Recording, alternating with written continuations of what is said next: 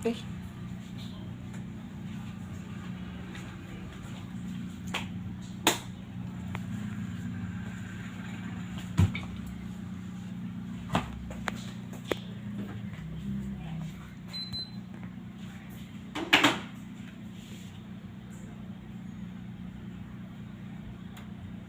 Okay naman pala to sa ano, 90. Sa bagay, oh. Mga ano na din, oh.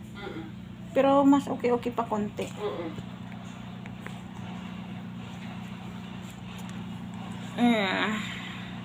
90 ringgit. Overnight. Pero wala silang ano, no? Wala silang oras kung anong check out, ganyan-ganyan. Basta, matik na yan hanggang tanghali. Kung anong pumasok ka.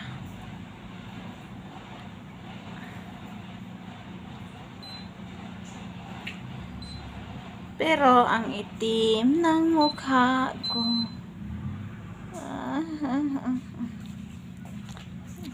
Pangit ng lipstick ko. Nagbibitak-bitak. Dapat pala may ano siya. Lip shiner.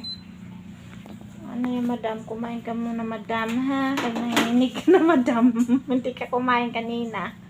Buti nagdala ka tubig. Ako hindi ako nagdala. Habang nag-aayos ako, sabi ko, ay, kuha mo ako tubig. Kuha naman siya. Baka kasi buhin ako sa boat. Di ba, kanina pagsakay natin, nubo ko. Oo. Oo natin yung ano, para sulit yung bayad. Aba. Yung ano, ito. On mo, baka bumili tayo ng palamig.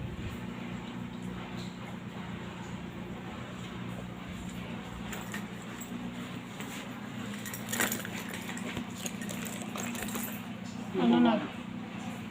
Baka ganun lang ang kailangan mo. Kasi, parang pag huminga ka ng malalim, binabatak yung dibdib ko na hindi ko mabatak yung hininga ko ganoon. Baka ano nga, kailangan mo ng yung portable talaga na buti pa tinanong natin, no?